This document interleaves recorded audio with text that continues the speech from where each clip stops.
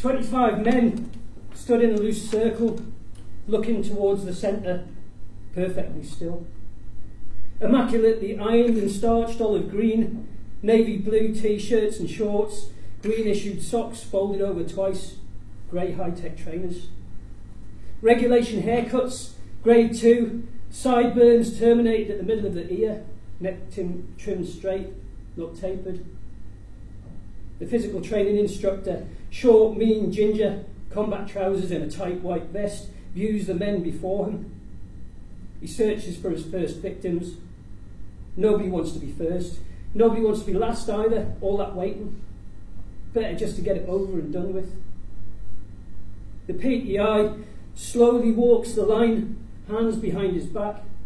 Then he uses the whole of one muscular arm to point, fingers straight like the blade of a knife.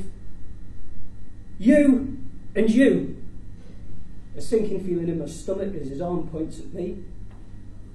Huge boxing gloves are pushed on roughly, straps pulled tight on old cracked black brown leather.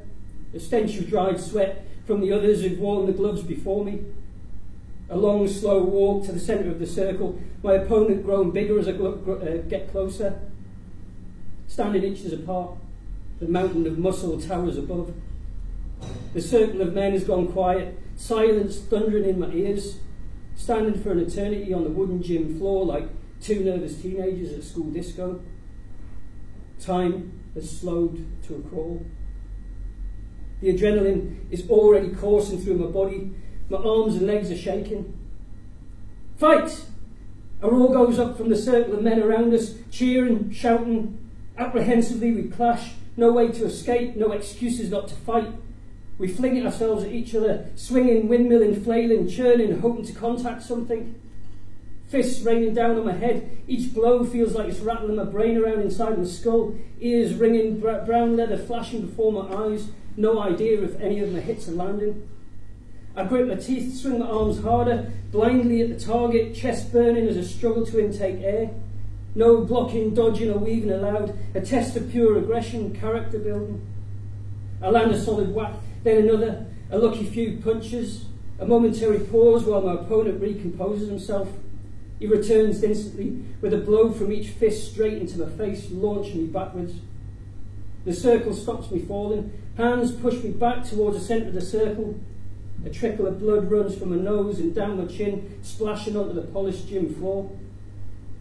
My opponent is on me again. More blows, sweat pours, joining the congealing blood. Our green t-shirts soaked, sticking to burning skin. Exhausted, gloves weighing arms like concrete.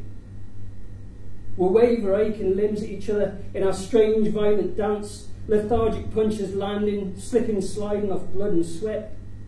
Stop! We stumble away from each other, dripping. Our clothing blood-soaked, twisted and stretched, no longer immaculate. Faces covered in crimson welts of latent bruises. A single minute has passed. 2 more rounds to go.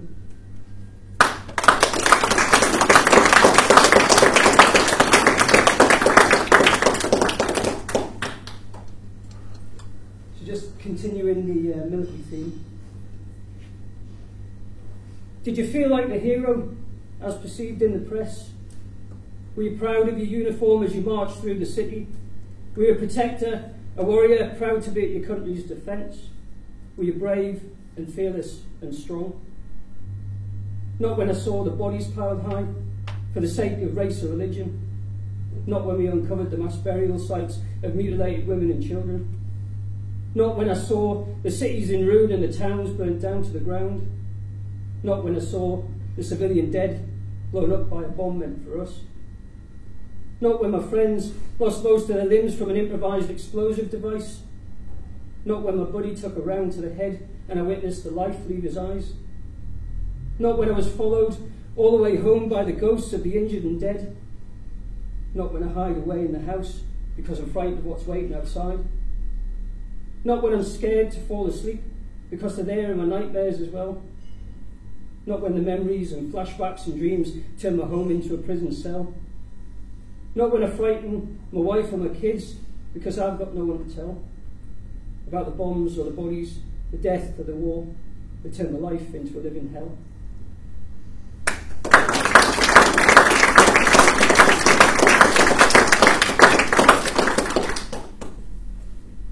Right, so I've dedicated this one to Kevin before. I'm going to do it again because this kind of sums up where we spent a good part of the time over the last 6 months. So this is called Greasy Spoon.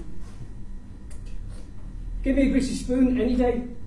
I've tried a high street chain franchise coffee shops with their 17 types of frothy Peruvian blend, and the expensive places attached to a gallery that charge twice the price because there's a Rembrandt on the wall next door.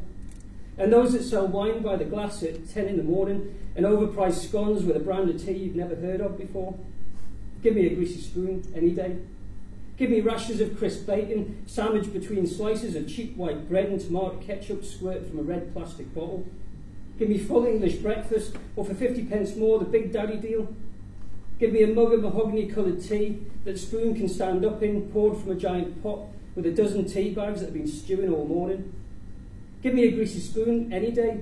No cappuccino machines hissing in the background, no plastic-wrapped sandwiches and pricey cupcakes, no dressed-up ladies who lunch or students that think it's cool, orange plastic chairs and sticky gingham tablecloths, chalkboard menus that never change and customers who've been going there for years.